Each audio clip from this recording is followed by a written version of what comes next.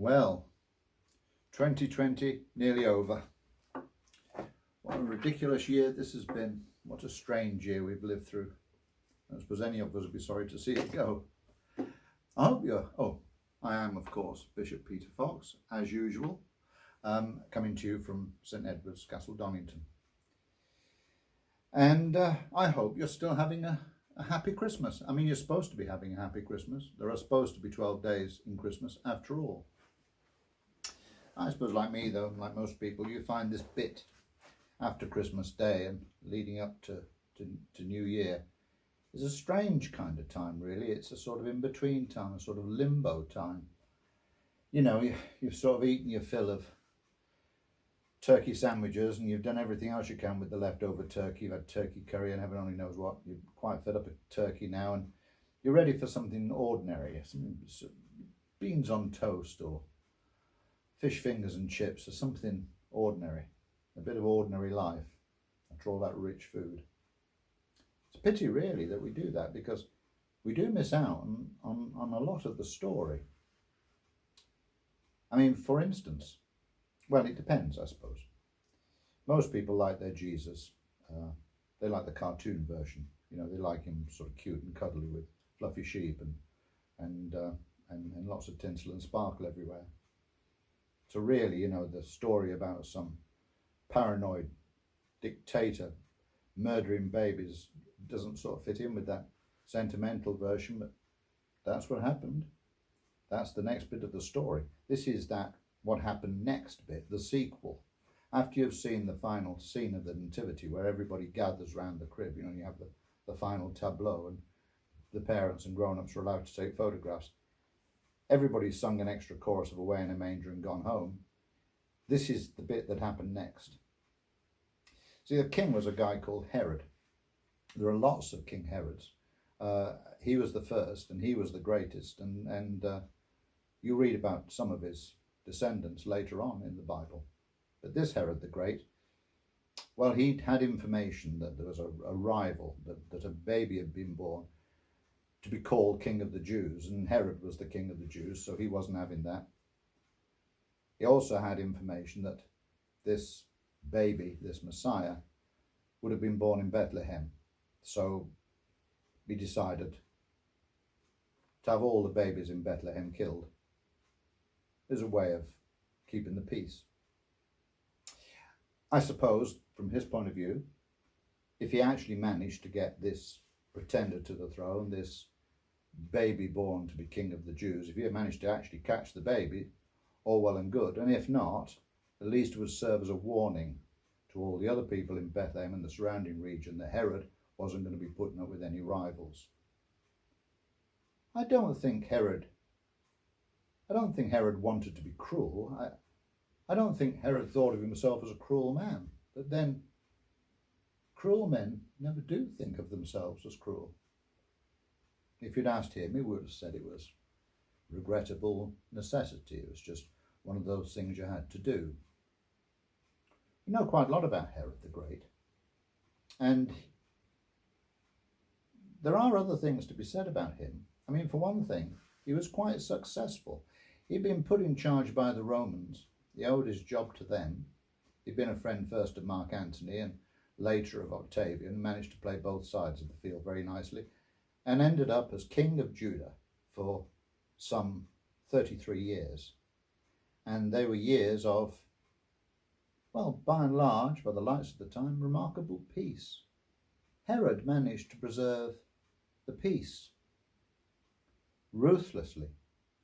He did it by snuffing out any hint of rebellion before it got out of hand. And he wouldn't hesitate to do what he thought necessary. I mean, you know, he had one of his favourite wives, Mariamne. He had her executed. He had two of his sons executed. In fact, he got two of his sons executed around about the same time as that incident in Bethlehem happened. So you see, to be fair, Herod was quite happy to kill his own children. It wasn't just stranger babies in Bethlehem. If you'd asked him why he did it, he would have said, not that he wanted to be cruel, it was a case of regrettable necessity. It was a case of preserving the peace. It was about sacrificing a few for the sake of the many. He would have said it was collateral damage. And collateral damage feels very familiar to us, doesn't it? We have more than a share of collateral damage these days. In fact, once you get to the story of Herod and the death of those babies in Bethlehem, a story of somebody having children killed for no reason really except that they wanted to remain in power themselves, suddenly the story begins to feel quite familiar. I mean, there's been a fair bit of collateral damage happened in Bethlehem in recent years. Collateral damage. So, on the 28th of December, when we celebrate the Feast of Holy Innocents, which we've just done, hardly gets noticed really these days because, of course, it comes just straight after Christmas and everybody's busy sleeping off the turkey and the plum duff. But if I were to have my way, I would rename the Feast of the Holy Innocents. I'd call it the Feast of the Collateral Damage, in memory of all those children that have died for no other reason than they happen to be in someone else's way.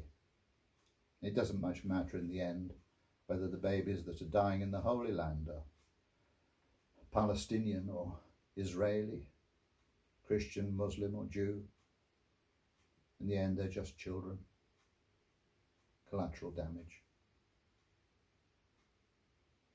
And it happened long ago. It happened in Bethlehem. It wasn't a fairy story. It was a story about the loss of a couple of dozen children for the sake of keeping Herod on the throne. But there is a twist to this tale. 30 odd years after the death, he died a terrible death. He was a terribly sick man. Probably some sort of kidney disease was involved. And we have to say, in mitigation, that at the time of the slaughter of the innocents in Bethlehem, he was racked by pain. He had a constant itching from head to toe. His breath had turned putrid. He was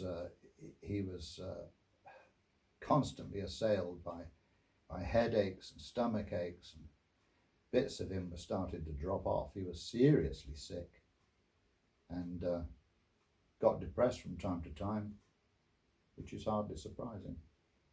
Anyway, after he died, 30 odd years later, one of his sons, another Herod, Herod Antipas, indulged in a little collateral damage of his own. He had an innocent man beheaded because he was frightened for his own political position. And to round things off, not long after, he participated in the death by crucifixion of that same man's cousin, John the Baptist, Jesus Christ. From one perspective, they too were just collateral damage.